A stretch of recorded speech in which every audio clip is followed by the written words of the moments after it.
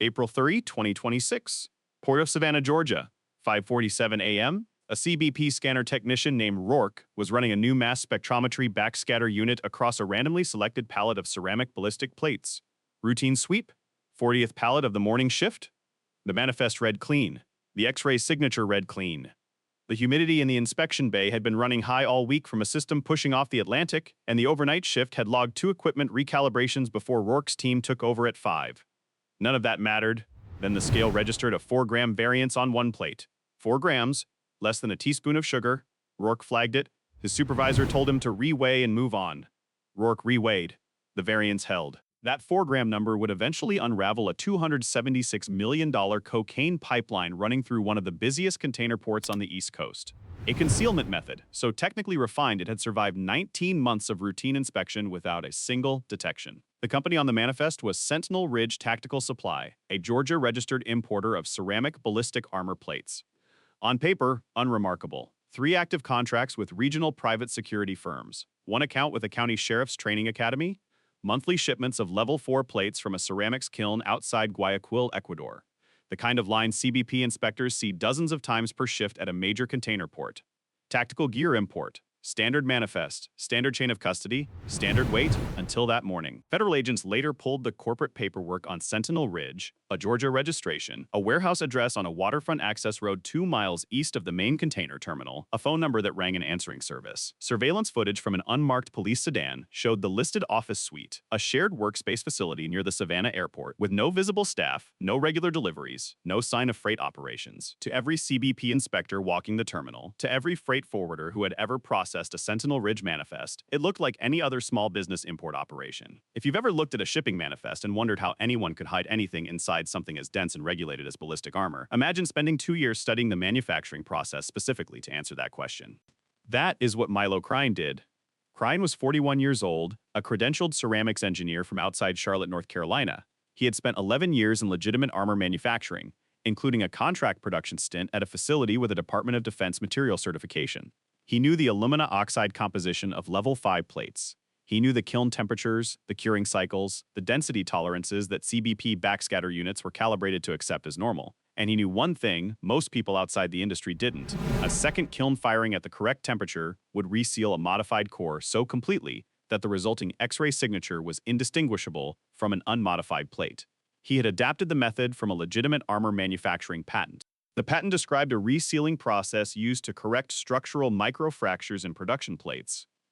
Crine reverse-engineered the same technique to conceal 340 grams of high-purity cocaine inside a hollowed alumina core, packed and resealed with the same alumina slurry used in original production, then fired a second time. The plate came out of the kiln looking, scanning, and testing like every other plate in the shipment. The weight variance was the only flaw, 4 grams per plate, a rounding error in any other context. The encrypted drive seized at the Buckhead residence during the raid gave investigators the full 18-month development record. Forensic photography of the drive's recovered files documented 7 packing configurations. Crine had tested and rejected early attempts that produced weight variances between 11 and 22 grams, detectable even under older inspection equipment. Evidence collection at the scene also recovered a handwritten technical log that agents photographed page by page, kiln temperature curves, curing timetables, notes comparing radiological profiles of modified versus unmodified plates under different scanner frequencies. Crine had reduced the weight variance systematically, adjusting cocaine compression density and alumina slurry compositions until he reached 4 grams. Investigators described the log, captured in forensic photography submitted to the grand jury, as the most methodical engineering record they had ever seen in a narcotics concealment case. Body camera footage from the arrest would later show Ferris standing at the terminal gate, paperwork in hand, unhurried.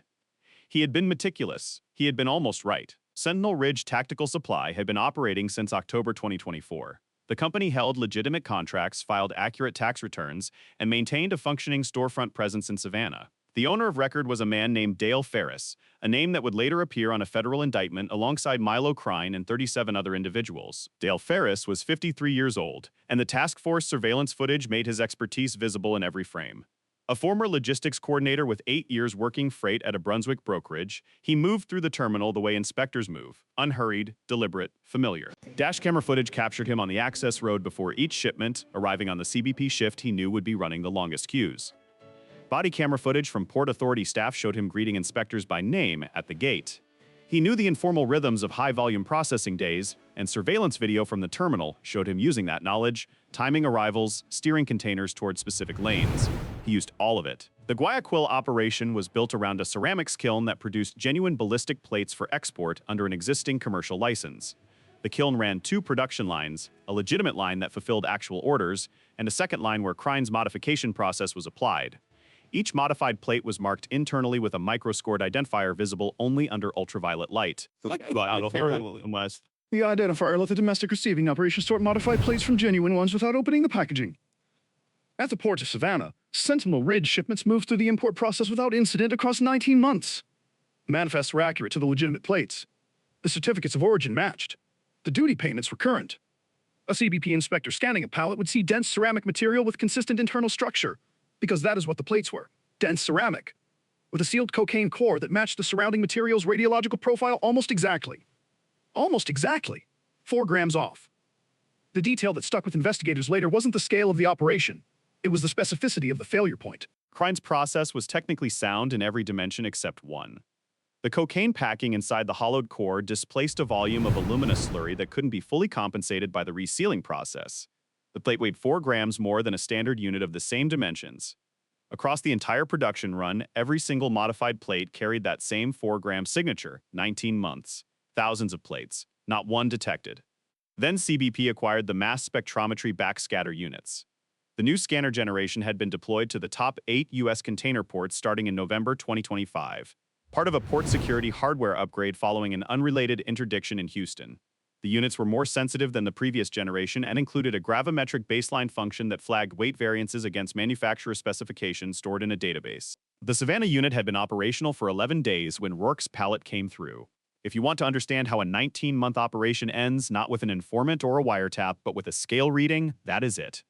1 equipment upgrade, 11 days of runtime, 1 flagged pallet. Rourke reported the variance to his supervisor a second time. His supervisor contacted the port's resident DEA liaison. The DEA liaison pulled the manifest and ran Sentinel Ridge tactical supply through the Organized Crime Drug Enforcement Task Force database.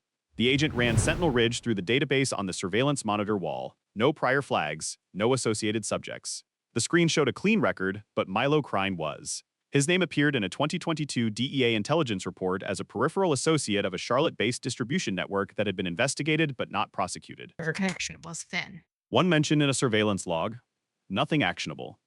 But the name was there, and when it came up attached to a shipment of ballistic plates with a 4-gram weight anomaly, the DEA liaison didn't move on.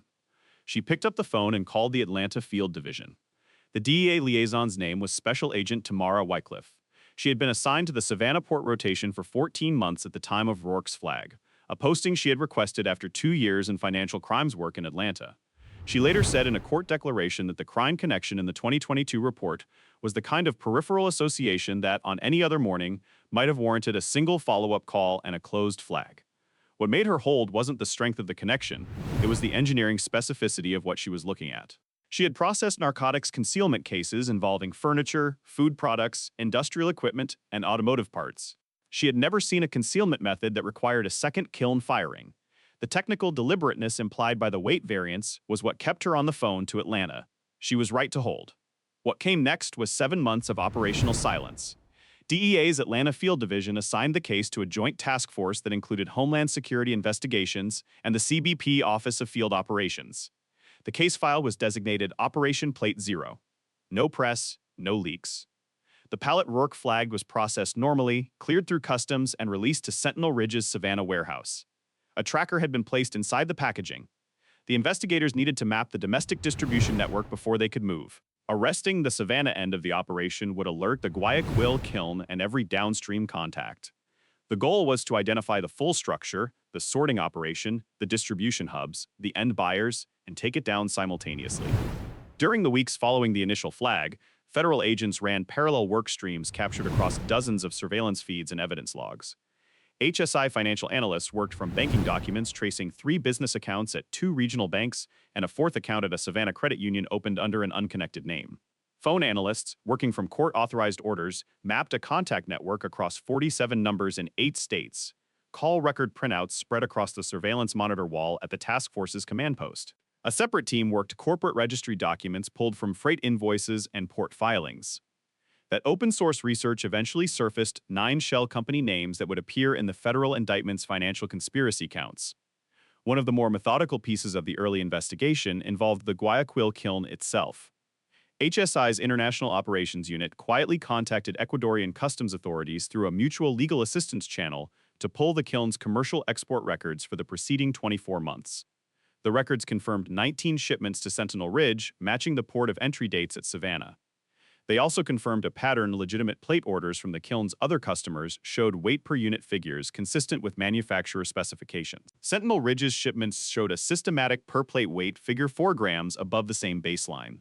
Every shipment, every plate.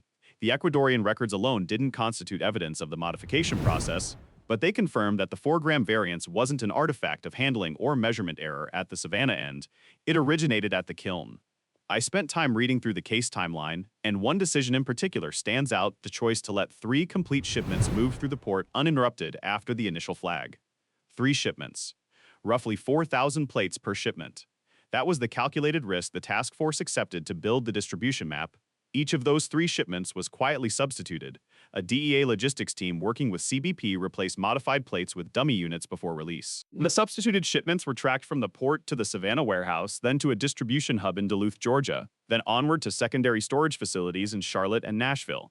The tracker data built a physical map of the domestic network across a 7-month surveillance window. 39 individuals were identified across 4 states.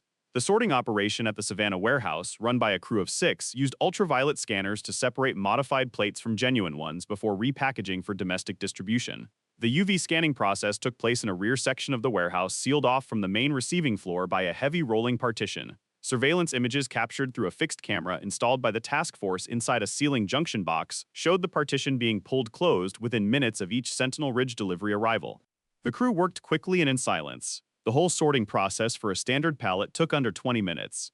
The Duluth hub, operating out of a commercial storage complex on the northern outskirts of Atlanta, received the separated product and coordinated delivery to clients in Charlotte, Nashville, and 2 other cities that remained partially unidentified at the time of the takedown.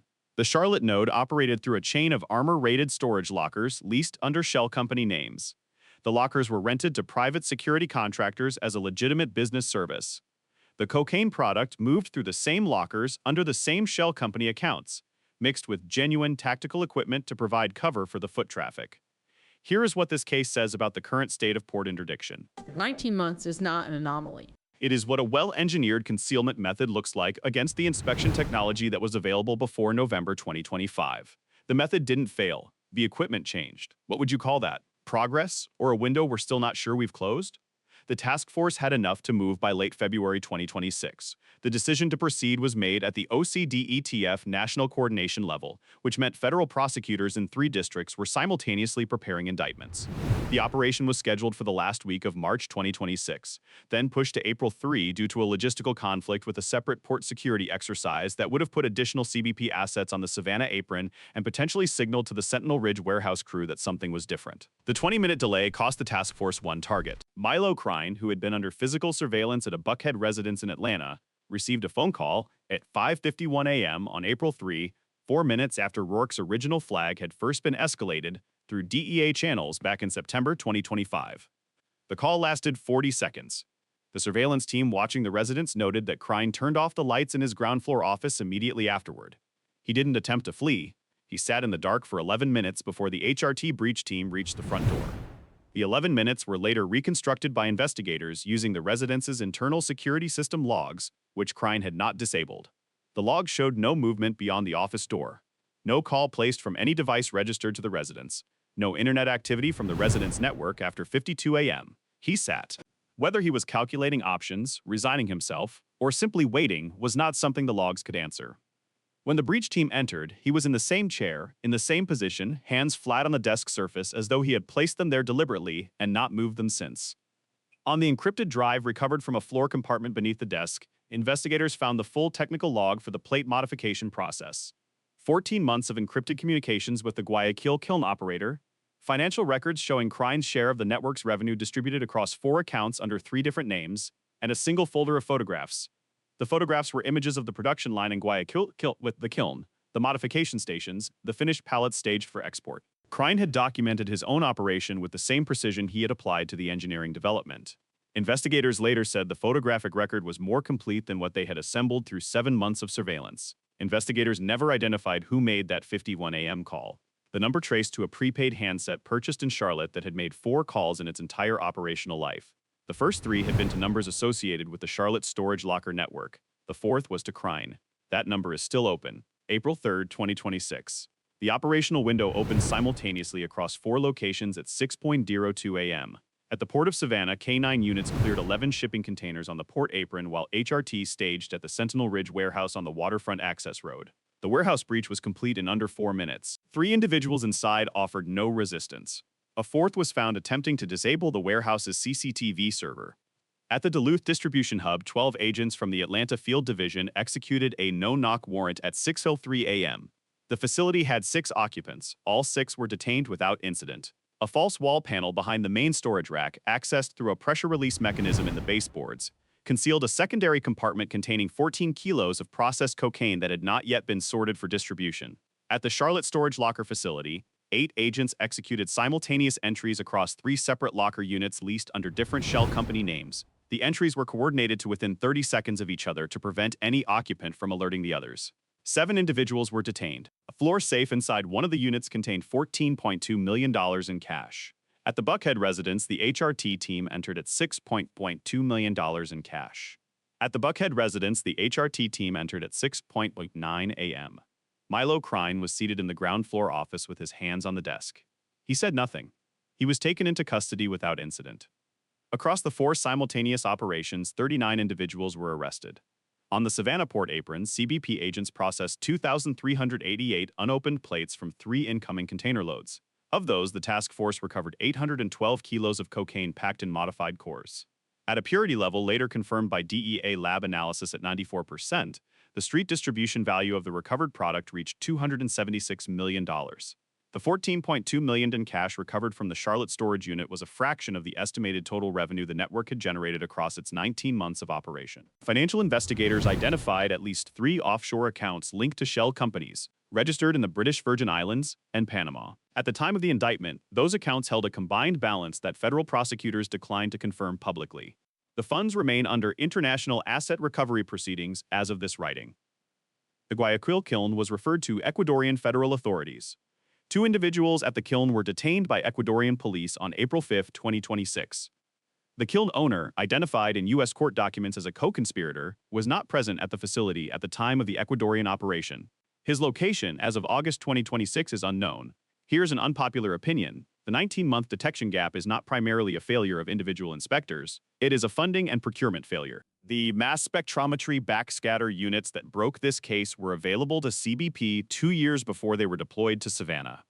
The budget cycle that delayed their purchase is a matter of public record in the DHS appropriations history. The plates kept moving while the paperwork cleared.